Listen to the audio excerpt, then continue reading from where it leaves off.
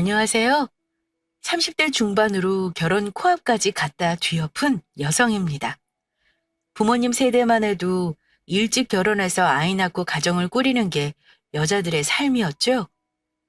제가 학교를 다닐 때만 해도 20대 후반도 결혼 정년기가 한창 지난 노처녀라는 말이 익숙했어요.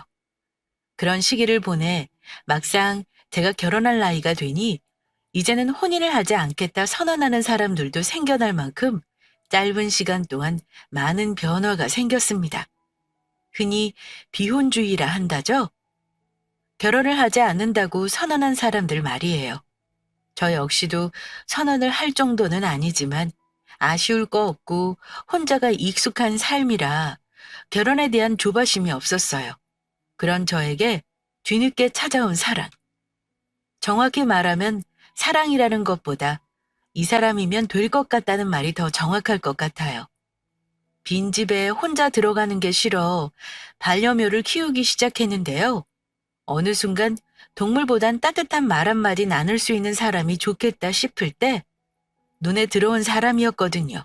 그런데 연애할 때 모습들은 어디 갔는지 온데간데 없고 막상 결혼하려고 준비하니 전에 없던 모습들이 보이기 시작했어요. 고양이들은 어떻게 할 거야? 당신이 고양이 좋아하는 건 알겠는데 고양이 있으면 아무리 관리 잘해도 먼지 날리고 나중에 아이라도 생기면 그땐 아이들한테도 위험하지 않을까? 그리고 찾아보니까 나이 들수록 병원비가 많이 든다던데 그건 자기가 감당할 거야? 생활비 공동으로 부담할 텐데 거기서 지출하는 거 좀 아닌 것 같아서. 처음으로 아니라는 생각이 든 건 반려묘에 대한 의견을 내비칠 때였습니다. 예전에는 애완동물이라는 말이 더 익숙했는데 언제부턴가 반려라는 말이 붙여지기 시작했죠. 사람과 비교한다면 물론 비교할 수 없겠지만 그를 대신할 정도로 그 자리를 메꿀 수 있는 동물이기도 해요. 그만큼 위상이 높아진 걸 실감할 수 있으니까요. 단순히 예뻐서 키우는 시대는 이미 지났다고 생각합니다. 하나의 가족으로 생각하고 가족 사진을 촬영하거나 가족 여행을 함께 가는 등 가족 구성원으로 생각하시는 분들도 많이 늘었잖아요. 다만 사람의 생각 차이는 있을 수 있기에 배우자에게 저의 사고방식을 강요할 생각은 없었습니다. 어떤 방법이 나을지 합의점을 찾아가야 하겠지 싶은 마음이 막연하게 있었을 뿐이죠. 그런데 남자친구랑 결혼 이야기가 오갈 무렵 갑자기 저의 반려묘 이야기를 꺼냈습니다. 글쎄, 한 집에 같이 살아야 하니까 데려가야 한다고 고집을 피울 수는 없겠지. 자기 말대로 나중에 아이도 생각한다면 더더욱 그렇고. 그런데 만약 분양해서 누가 데려가지 못한다면 내가 키워야 한다고 생각해.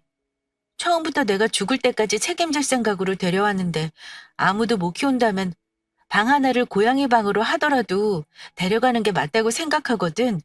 물론 거기에 된 비용은 내가 버는 데서 지출할 거야. 생활비에 피해 없도록. 그건 자기가 걱정 안 해도 될 것 같아. 아이가 생기면 그때 어떻게 할지에 대한 부분도 저 역시 고민 안 했던 게 아니었습니다. 처음 분양받았을 때부터 죽을 때까지 키울 생각에 가져왔어요. 결혼한다고 제가 키울 수 없다고 다른 사람에게 보내는 것도 사실 미안한 일이죠. 고양이는 환경에 특히 민감한 동물이라 새로운 주인에게 적응하지 못하면 그 역시 트라우마로 작용되어 그 어떤 사람에게 못 가는 상태가 될 수 있으니까요. 그래서 분양도 민감한 사항이고 혹시나 마음에 내키는 사람이 없다면 함께 살 집에 피해가 안 가도록 데려가야겠다고 생각하고 있었어요. 당연히 반려묘가 나이 들어 아플 걸 대비해 동물보험도 들어둔 상태고요. 그래서 제가 얼마나 책임감 있게 반려묘를 생각하고 있는지에 대한 부분을 이야기했습니다. 피해가는 일 최대한 줄이겠다고 말이에요. 당신이 그렇게 말한다면 나도 더 이상 뭐라고 할 수 없지. 그런데 한 번 아프면 병원비 몇백 든다던데 그 정도 돈이면 우리 더 좋은 제품 사고 신혼여행도 좋은 데 갈 수 있는 거 아니야? 설마 애완동물한테 쓰는 돈은 안 아깝고 우리가 더 좋은 거 사고 먹는 데 쓰는 돈은 아까운 거 아니지? 아니, 그렇잖아.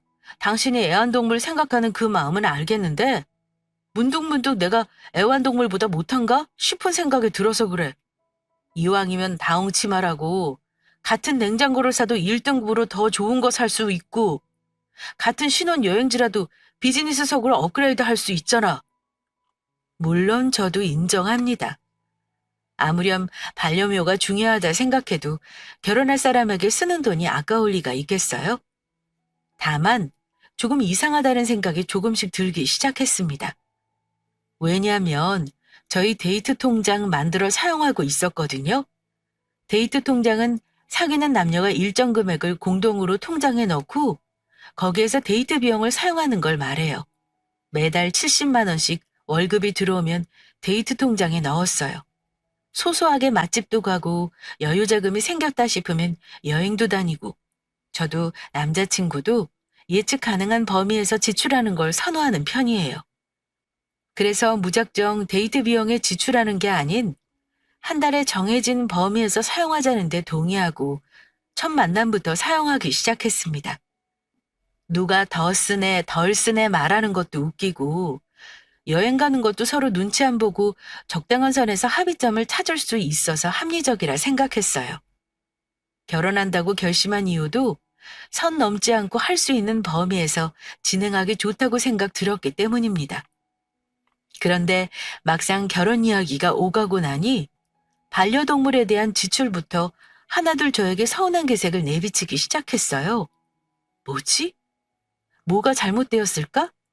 왜 전에 없던 이런 모습들이 내비칠까? 아무리 머리를 굴려봐도 확실하게 이거다 싶은 게 없었습니다. 남자친구 이야기를 듣다 보면 어떻게든 제가 더 지출하는 게 맞다는 생각을 하는 것 같거든요. 우리 집은 경기권으로 알아봐야 할 것 같아. 말이 자기랑 내가 각 1억씩이지. 1억은 결혼 준비하는데 신혼여행이나 가전 가구 이런 거 사고 여유자금으로 좀 남겨두는데 사용해도 빠듯할 것 같아. 그럼 결국 남은 1억에 대출 받는 건데 나는 대출 비용을 너무 많이 받고 싶지 않아. 2억 초반선에서 생각하면 경기도 남양주 쪽으로 2억 초반대 집 알아보면 될 것 같아. 신혼이니까 24평이면 좁은 것도 아니고 아니면 김포 쪽인데 자기도 나도 회사가 강남 쪽이니 남양주가 나을 것 같은. 자기 생각은 어때? 남양주? 거기서 강남으로 출근하려면 자가용 끌고 가도 안 막혀야 30분인데 막히면 답 없는 거 아니야? 버스 타면 1시간 각오해야 하고 경기도로 갈 거면 잠실 바로 옆 구리면 모를까. 남양주는 너무 멀다. 사실 애완동물 안 데리고 오면 20평 안쪽도 나쁘지 않지 뭐. 여유 있는 사람이 더 내는 것도 방법이고. 여유 있는 사람? 자기 여유 있어? 반반하기로 했잖아. 자기가 여유 있어 좀 더 낼 수 있으면 나도 생각해 볼게. 대출 끼는 것보다 사실 부담이 되더라도 더 내서 조건 좋게 만들면 좋지. 나도 그건 찬성해. 왜? 자기 얼마 더 있는데? 살 집을 알아보는데 남자친구와 제가 반반 부담에 결혼 준비하기로 한 범위보다 더 많은 걸 요구했습니다. 현실적인 대안이 아니라 두루뭉실하게 여유 있으면 더 내면 되는 건데 꽉 막힌 생각을 하니 되는 게 없다는 둥 답답한 소리만 해댔죠. 그래서 제가 대놓고 물어봤어요. 여유 있는 사람? 여유 있는 사람이 있다면 더 내는 게 맞다고요. 하지만 반반 결혼하고 모든 명의도 반으로 나누기로 했으니 남자친구에게 얼마를 더 낼 수 있냐 물었습니다. 그랬더니 대답이 가관이었어요. 그걸 왜 나한테 물어? 아니, 그렇잖아. 당신이 더 모은 게 있으면 더 낼 수 있다는 말 했으니까 더 이상 빙빙 돌리지 않고 말할게. 당신 나보다 더 많이 모았잖아. 아니야? 뭐야, 무슨 소리야. 내가 얼마를 더 모았건 안 모았건 그건 중요한 게 아니잖아. 우리 반반 결혼하기로 한 거 아니었어? 자기가 1억 모았다고 해서 1억씩 반반 내서 총 2억으로 결혼 준비하자는 건데 뭐가 불만이라고 이렇게 말하는지 모르겠어. 당신은 내가 더 내라는 거야? 정확히 말하면 더 내라는 게 아니지. 당신이 말하는 반반의 의미를 다시 새기자는 거야. 내가 가진 거 반, 당신이 가진 거의 반. 그게 정말 반반 결혼 아니야? 빙빙 돌려 말하지 않고 탁 까놓고 말하라는 제 말에 남자친구는 단도직입적으로 말하겠대요. 그러면서 더 가진 사람이 더 내는 거라고 말하는 거예요. 그래서 제가 물었죠. 반반 결혼하기로 했으면 똑같이 반반 내는 건데 내가 더 모았어도 남자친구가 가진 금액이 1억이니 제가 더 내고 싶어도 반반이 넘으니 그럴 필요가 없는 거 아니냐고요. 그랬더니 남자친구가 이렇게 말하는 거예요. 정확한 반반의 의미를 모르고 하는 소리냐며 오히려 되물었죠. 반반이라는 소리는 결국 자기가 가진 금액의 반, 그리고 내가 가진 금액의 반이라는 신박한 논리를 펼쳤어요. 시청자분들도 아마 내가 잘못 들은 건가 싶을 것 같아요. 저도 그랬거든요. 무슨 소리야? 우리 지금까지 반반 데이트 통장한 거 아니었어? 일정 금액을 맞추기 위해 반씩 부담하는 게 반반 데이트 통장이고 반반 결혼 역시 일정 금액을 맞추기 위해 각자 가진 금액을 똑같이 내는 거 아니냐고. 데이트 통장 아무 문제 없이 진행했으면서 왜 결혼할 때 말이 바뀌는데? 진짜 답답하다. 데이트랑 결혼이랑 같아? 다르잖아. 데이트는 남녀가 하나가 되기 위한 과정이지. 어떻게 될지 모르니까 정해진 금액을 반씩 내는 거고. 결혼은 다르잖아. 두 사람이 하나가 되는 건데 공정하게 각자 능력의 반을 결혼 자금으로 대는 게 맞는 거 아니야? 모은 능력이 다른데 똑같이 1억 내는 건 불공평하지. 뭐? 아니 그럼 대체 자기는 내가 얼마를 내야 한다고 생각하는데? 제가 이상한 거 아니죠? 데이트할 때 반반 통장 아무 문제 없이 진행했고 똑같은 규칙으로 반반 결혼을 진행했는데 도무지 무엇이 문제인지 알 수 없다는 제 말에 남자친구는 저를 답답한 사람으로 취급했습니다. 데이트는 서로 합을 보기 위한 과정으로 각자의 능력을 모르는 상태니 정해진 금액을 반으로 나누는 것이 맞대요. 반면 결혼은 두 사람이 하나가 되는 순간이기에 각자의 능력을 살피고 능력의 반을 결혼 자금으로 하는 게 진정한 반반 결혼이라는 거죠. 신박한 기적의 논리에 할 말을 잃었습니다. 그리고 한편으로는 궁금하더라고요. 대체 이 사람은 제가 얼마를 가졌다고 알고 있기에 이런 말을 하지? 데이트할 때만 해도 남자 여자의 평등을 주구장창 이야기하던 사람인데 결혼 준비하면서 달라진 입장이 당혹스러웠으니까요. 그걸 꼭 내 말로 해야 해? 당신 4억 있잖아. 그럼 2억 내는 게 맞는 거 아니야? 1억이 아니라. 잠깐. 당신 내가 4억 있는 건 어떻게 알았어? 아니 그건 둘째고 그럼 내가 2억을 내고 당신이 1억을 내는 게 반반 결혼의 진정한 의미라는 거야? 아 진짜 답답하다. 그것도 아니지. 당신이 가진 돈 4억의 반을 내서 2억이면 나는 내가 가진 돈 1억의 반이니까 5천이지. 이해가 돼? 내가 1억을 모았으니까 그 반인 5천, 그리고 당신은 4억을 모았으니까 그 반인 2억을 내야 그게 반반인 거지. 순간 제가 다 창피했어요. 이렇게 무식한 사람을 어떻게 평생의 배우자로 생각하고 결혼을 진행했을까 싶었거든요. 그리고 이 사람에게 반했던 순간들이 머리를 스쳐가며 내가 잘못 생각했구나. 씁쓸한 마음이 들기 시작했어요. 처음 만난 건 봉사활동이었습니다. 보육원 아이들과 함께하는 모임이었어요. 한 달에 한 번 모임을 하며 보육원 대청소를 하거나 음식을 만드는 일, 여름이면 캠프에 함께하고 겨울이면 눈썰매를 타러 가는 등 개인사비를 회비로 걷어 일정을 짜고 진행하는 모임이었습니다. 그때 딱 한 번 회원들과 남자친구의 트러블이 있었어요. 보육원 아이들과 캠핑을 함께 떠난 저녁이었죠. 물놀이를 끝내고 라면을 간식으로 먹고 삼겹살을 구워 먹기로 했는데 보육원 아이들이 컵라면을 먹지 않고 바로 삼겹살을 구워 먹고 있었어요. 회원들이 회의 끝에 순서를 정하고 진행하게 된 건데 전혀 예측을 벗어난 행동을 하게 된 거죠. 진태 씨, 아이들 라면 먼저 먹기로 한 거 아니에요? 회비가 넉넉하지 못해서 고기가 부족하다고 들었는데 이러면 고기 부족해서 못 먹을 수 있잖아요. 애들이 라면 먹기 싫대요. 우선 회원들이 고기 못 먹고 라면을 먹더라도 애들 먼저 먹이는 게 우선 아닐까요? 먼저 먹이고 모자라면 각출하든 밥을 더하든 그때 생각하죠? 아니, 그래도 회원들이 회의 끝에 하자고 낸 결론인데 마음대로 바꾸면 어떻게 해요?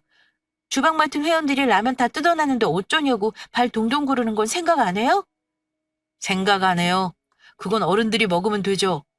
오히려 봉사를 왜 왔는지 생각 안 하는 건 세아 씨를 비롯한 모두 회원들 아니에요? 그때 머리를 한 대 맞은 것 같았습니다. 남자친구 말이 구구절절 다 맞았거든요. 회비가 모자라면 각출해서 먹고 싶은 어른들이 더 사오면 되는데 적당히 구색을 맞추기 위해 중고등학생들 양이 많으니 우선 배를 채울 심산으로 컵라면을 먹이고 다 먹을 때쯤 장작을 집혀 고기를 굽기 시작할 심산이었거든요. 그런데 남자친구가 전곡을 찔렀습니다. 아이들 즐겁게 해주려 온 여행 계획에 틀어지더라도 아이들이 원한다면 그렇게 하는 게 맞다고요. 30여 명 회원들이 함께 했는데 그 누구도 뭐라고 할 수 없었죠. 저 역시도요. 처음이라 서툴어서 회원도 아쉬웠다는 소리 안 들리게 생각한다는 게 아이들 입장을 배려 안 하게 되어버렸던 거예요. 그렇게 관심을 갖게 되고 합리적인 사고방식을 가진 남자친구에게 마음이 끌리게 되었죠. 이 사람이라면 반려묘만 있는 집에 혼자 들어가는 것보다 말벗이 될 수 있겠다 싶었습니다. 배울 점도 많을 거라 생각하게 되었고요. 실제로 연애할 때도 전혀 이상한 점 없었기에 결혼을 결심했는데 막상 결혼하려고 하나둘 맞춰가니 전에 없던 완전 쫌생의 모습을 드러내기 시작한 셈입니다. 그래서 자기 전에 없던 집도 더 큰 평수 갈 수 있고 같은 신혼여행을 가도 비즈니스석으로 업그레이드 하네 뭐 하네 그런 이야기 했던 거야? 어떻게든 내가 더 많이 지출하는 게 맞다고 생각해서? 아니, 말을 또 왜 그렇게 해? 어떻게든이라니. 누가 들으면 내가 당신 능력에 빌부터 사는 줄 알겠다. 능력의 반씩 공평하게 진행하자는 게 뭐가 문제야. 반반 데이트 통장 사용해서 나는 당연히 당신이 합리적인 사람이라 생각했는데 내가 오해했어? 말이 통하지 않았어요. 문득 어째서 이 사람이 제가 4억이 있는 걸 알게 되었을까 떠올려 봤는데 도무지 떠오르지 않더라고요. 남자친구가 먼저 자신의 통장을 보여주며 1억을 모았다고 자랑했습니다. 저에게 얼마 모았냐고 물어보길래 나도 비슷하게 모았다고 둘러댔죠. 2배도 아니고 4배나 모았다고 말해서 좋을 거 없다는 건 이미 종종 사연을 들으며 알고 있었거든요. 지금 생각해보면 그때 흠칫 놀라긴 했어요. 남자친구는 자신이 모은 돈이 많다고 자랑한 셈인데 제가 그만큼 모았다고 하니 남자로서 자존심이 좀 상한 것 같았죠. 하지만 돈 자랑은 하는 게 아니라는 말 익히 들어서 한 번도 내세운 적 없는데 어떻게 내가 4억이 있는 줄 알았을까? 아무리 굴려도 안 떠올랐어요. 그러다 문득 남자친구가 화장실 간 사이 주식 수익률이 올라 팔려고 했던 순간들이 떠올랐습니다. 오, 수익률 장난 아니십니다. 한 수 가르쳐 주시죠? 어? 이번에 운이 좋았던 거지. 나는 자주 안 들여다봐. 그냥 적당선에서 팔려고 예약 걸어놓고 지금처럼 알람 울리면 그때그때 팔고 다시 사는 거지. 나도 주식 잘 몰라. 에이, 아닌 것 같은데? 흔히 종잣돈 1억을 모으는 게 어렵다는 말을 하죠. 주식이든 어떤 투자든 1억을 만들어 굴리고 또 굴리면 눈덩이처럼 불어난다는 것 말입니다. 워낙 재테크에 관심도 많고 경제 쪽에도 관심이 많았어요. 그리고 운도 좋았죠. 27살까지 1억을 모은다는 집념으로 대학 졸업 전에도 과외 알바로 열심히 모았습니다. 취직을 한 이후 월급의 70%를 적금으로 넣어서 목표치를 27살에 달성하고 그 이후 소액 투자로 지금까지 왔으니까요. 물론 그전에 실패도 여러 번 했어요. 실패가 없었다면 아마 6억은 되지 않았을까 생각하죠. 지금은 불경기라 투자한 거 거의 회수하고 안정적인 곳을 알아보고 있는 중이고요. 여하튼 그때 원하는 금액까지 올라서 팔려고 주식에 들어갔는데 한참이나 뒤에 있는지 모르고 열심히 하고 있었거든요. 그때 흡족한 표정으로 저에게 말을 걸어와 깜짝 놀랐는데 아마 그때 대략적인 금액을 본 것 같았습니다. 그렇지 않고는 제가 말한 적 없으니 알 리 없거든요. 능력의 반식이라는 말이 참 이상하게 들린다. 나는 반반 결혼이면 목표 금액의 반씩 공평하게 부담하는 거라 생각했거든? 능력의 반이 왜 이상하게 들려? 데이트로 헤어질 사이도 아니고 앞으로 평생 같이 할 사람인데 능력의 반씩 내야 나머지 돈에서 자유도 찾고 그러는 거 아니야? 당신은 1억 내면 3억이 남잖아. 그럼 나는 어때? 나는 1억 모은 데서 모두 내면 한 푼도 없는데 그게 공평한 게 아니잖아. 고등학교 때 평등의 의미 배운 거 기억 안 나? 왜 부자들이 세금을 더 많이 내는데 더 많이 버니까 더 많이 세금을 걷는 거야. 그게 평등이고 민주주의지. 당신 말대로 적게 모은 사람도 많이 모은 사람도 똑같이 내면 그게 평등이야? 공산주의지? 당신이 가진 돈의 반이 남고 나도 반이 남아야 공평한 거야. 이게 평등이고. 근데 왜 당신은 자꾸 내가 4억이 남았다고 생각하는 거야? 내가 그 돈 없다고 하면 어떻게 할 건데? 뭘 믿고 대체 내가 말하지도 않은 4억을 토대로 이렇게 반반 우기는지 모르겠어. 내가 진짜 이런 말까지 안 하려고 그랬는데 당신은 투명하지 않다. 배우자에 대한 신뢰가 있긴 한 거야? 아니면 왜? 더 있어? 사실 4억이 아니라 6억인데 내가 어디까지 알고 있나 간 보는 거 아니지? 지난번 주식 어플 보니까 잔고가 그 정도 되는 것 같던데 그동안 수익 더 난 거야? 그때 다 정산했다고 하지 않았어? 그렇다면 또 이야기가 달라지지. 이제 우리 솔직해지자. 솔직히 당신이 다 온전히 벌어서 저축한 것도 아니잖아. 주식 수익률로 그만큼 모았으면 재테크 능력이 뛰어난 건 인정해. 그래도 그걸 모두 피땀 흘려 번 거 아니니 그렇게 아쉬워할 것도 없을 것 같은데? 너무한 거야. 결혼할 사이에. 역시 그때 어플을 보고 대략 짐작한 게 맞았습니다. 어쩐지 결혼을 준비하면서도 크게 별다른 말 없이 잘 진행되고 있었거든요. 어느 순간 제가 더 내야 한다는 말을 조금씩 내비쳐서 무언가 잘못되었다 느꼈는데 역시가 역시였습니다. 아니길 바라지도 않고 뭔가 찜찜한 기분만 들었는데 괜히 기분만 더 상했네요. 이젠 반반 내야 한다는 기적의 논리를 넘어 제가 열심히 번 돈도 아니고 주식으로 수익률 좋아 부당이득 본 거니 그렇게 아까워할 것도 아니라고 말하니 말입니다. 그리고 부자가 많이 벌어 세금을 많이 낸다는 이야기는 왜 여기다 가져다 붙이는지 이야기를 듣고 있으면 정말 제가 이상한 사람이 되는 것 같았어요.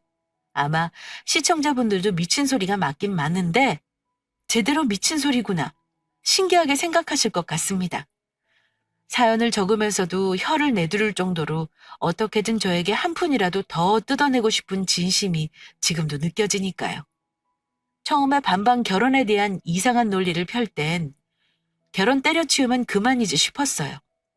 사실 그렇잖아요. 결혼식장에 들어간 것도 아니고 청첩장을 찍은 것도 아닌데 이렇게 말도 안 되는 논리 피는데 결혼을 진행할 미친년이 어디 있겠어요? 그런데 말을 하면 할수록 어떻게든 자기는 적게 내고 저에게 돈을 뜯어내려는 심보가 괘씸했습니다. 단순히 파혼하자는 말을 하기엔 너무 억울했거든요. 차라리 합리적인 사람인 척이나 하지 말지. 반반 결혼하자는 말이나 말지. 위선 떠는 남자친구의 본 모습을 보고 나니 제대로 한 방 날리고 싶었습니다. 그래? 그런가? 뭔가 내가 속는 느낌인데 반반이라는 의미가 결혼과 데이트는 다른 건가? 우선 다른 사람들한테 물어볼게. 그리고 생각 좀 해봐야 할 것 같아. 당신 앞으로도 그렇게 살 거야? 내가 뭘? 나랑 함께 있을 때 생기는 문제들을 하나하나 다 주변에 물어볼 거냐고. 내 생각이 맞는지 당신 생각이 맞는지 말이야. 그 말인 즉슨 내 말을 믿는 게 아니라 주변 사람들을 더 의지하겠다는 거잖아. 내 말이 의심스러우니 물어보고 확인한다는 거고. 그러면 나 좀 서운해지려고 해. 나랑 결혼하는 거지. 다른 사람들하고 결혼하는 거야? 첫 단추부터 이렇게 삐그덕거리면 우리 앞으로 결혼 생활 잘할 수 있을까? 나는 우리 일 사소한 것도 주변 사람들이랑 공유하기 싫어. 다 큰 성인이 만나 결혼하는데 하나하나 묻고 맞는지 틀린지 물어볼 게 뭐 있어? 막말로 틀리면 그 사람들이 내 인생 보상해줘? 그것도 아니잖아. 내 말 못 믿겠어? 남자친구는 탄력을 받았는지 청산유수처럼 그럴듯한 개 논리가 척척 나왔습니다. 속은 척 해주는 것도 참 힘들구나 싶었어요. 말도 안 되는 거 말하면서 남자친구도 인지했을 텐데 제가 어리숙하게 덥석 믿는다 하면 오히려 의심할 거라는 생각이 들었거든요. 긴가민가? 남자친구가 워낙 당당하게 말하니 의심스럽지만 주변 사람들에게 물어 맞다고 답한다면 그렇게 하겠다는 뉘앙스로 말을 돌렸어요. 처음엔 알뛰던 상황에서 한풀 꺾고 들어간 셈이죠. 그랬더니 이번엔 회유책인지 저에게 서운하다는 내색을 비쳤습니다. 다 큰 성인이 만나 결혼하는데 이런 사소한 의견도 둘이 못 맞추면서 앞으로 어떻게 함께 사냐고요? 말은 자기를 믿으라는 거지만 본인도 알았겠죠. 제가 누구에게라도 입 뻥끗하면 자기 논리가 말도 안 된다는 것 말입니다. 속에서는 웃음이 났지만 어디까지 네가 갈 수 있나 보자는 심산이었어요. 못 이기는 척 넘어가는 연기를 했거든요. 뭐 자기 말이 아예 틀린 건 아닌데 그래도 찜찜해서 그러지. 반반이라는 의미가 그런 건지 지금껏 듣지도 못했고 근데 또 자기 말대로 누구에게 묻기도 그렇다. 내 얼굴에 침 뱉기처럼 시시콜콜한 것까지 다 말해야 할 것 같고. 그래, 그렇다니까. 사실 말하고 싶으면 말해도 돼. 근데 그런 거로 제대로 모른다면 주변에서 당신 보는 시선이 곱겠어? 사회적 지위도 있는데 내가 당신 창피당할까 봐 그러는 거지. 결정도 우리가 하고 책임도 우리가 지는 게 맞아. 사람들 보면 이상해. 간혹 의견 물어보면서 결과가 잘못되면 의견 피력한 사람한테 덤탱이 씌우려 하잖아. 당신도 그럴 거 아니면 나 믿고 반반 결혼 진행해. 그게 맞는 거 아니야? 그래, 자기 말대로 하자. 그렇다고 내가 모든 걸 다 내는 것도 아니고 당신 말 들으니까 그래. 나는 그래도 여유자금 남는데 당신은 하나도 없으면 공평하지 않는 것 같기도 하고. 그래, 그렇다니까. 거봐, 내 말 맞지? 그럼 우선 가장 많은 비중을 차지하는 신혼집부터 시작하는 거 어때? 어디서 살지? 어느 정도 예산에서 집을 구할지 말이야. 남자친구는 한결 들뜬 모습을 감추려는 게 티났어요. 겉으론 아닌 척 했는데 목소리가 한 톤 올라갔거든요. 우선 살 집은 구리 쪽으로 알아보기로 했습니다. 결혼을 진행하려던 때가 아직 정권이 바뀌기 전이라 집값이 고공행진을 할 때였어요. 집을 매매하기는 부담이고 그렇다고 무작정 먼 곳으로 선택하는 것도 아닌 것 같아 우선 구리 쪽 오피스텔을 찾기로 했습니다. 출퇴근이 편하고 아기가 생기면 넓은 곳으로 이사갈 생각으로 가전이나 가구를 최소화하자는데 합의했어요. 남자친구는 자기는 5천만 원의 결혼 자금을 대고 제가 2억을 댄다고 결정짓고 결혼 이야기를 진행하니 무엇이든 순순히 제가 하자는 대로 따라오기 시작했습니다. 그렇게 적당한 신혼집을 찾았어요. 구리역 근처인데 그때 시세로 2억 미만이었던 걸로 기억해요. 가전 가구에 살 돈을 줄여 대출을 적게 받자고 합의를 했거든요. 자기야, 어떻게 하지? 좋은 기회인데 날리긴 아깝고 이러지도 저러지도 못하겠어. 왜? 뭔데? 우리 막내 이모 사업 크게 하는 거 알지? 사업 확장에 급전이 필요하다고 혹시나 모은 돈 있으면 이자 두둑히 쳐준다고 물어봐서 은행에 빌려도 되는데 줄 수 있는 만큼 한 달 빌려주면 은행보다 이자 더 쳐준다니까. 어떻게 하는 게 좋을까 해서. 마음에 드는 가격에 위치나 집 컨디션 등 조건이 맞는 곳이 있었어요. 그런데 집주인이 당분간 시간이 없다고 했습니다. 시간을 맞추기 전 혹시 저희가 변심할까봐 가계약금을 걸어야 하는 상황이었어요. 그 전에 제가 남자친구에게 전화를 한 거죠. 막내 이모가 지방에서 큰 사업을 하는데 급전이 필요하다고 연락이 왔다고요. 평소 막내 이모랑 나이 차이가 얼마 안 나 친하게 지내고 연애하면서도 몇 번 같이 찾아본 적 있었거든요. 결혼한다는 거 아니까 이자 불려주고 싶어 물어본다는 이모 말에 계약 때문에 돈을 마음대로 쓸 수 없으니 걱정이라고 살포시 이야기를 건넸죠. 돈 욕심 있는 남자친구라는 걸 아니까 미끼를 덥석 물 거라 예상했거든요. 너무나 단순한 남자친구는 그게 뭔 고민이냐며 당연히 제가 가진 4억 모두를 이모님에게 당장 보내라고 했어요. 자기가 가진 1억도 보내면 좋은데 결혼 준비를 해야 하니 우선은 이 범위 안에서 사용하자고 먼저 술술 불더라고요. 근데 오피스텔 가계약해야 하잖아. 반반 계약금 넣어야 하는 거 아닌가 해서. 집을 사는 것도 아니고 반반 넣을 거 뭐 있어.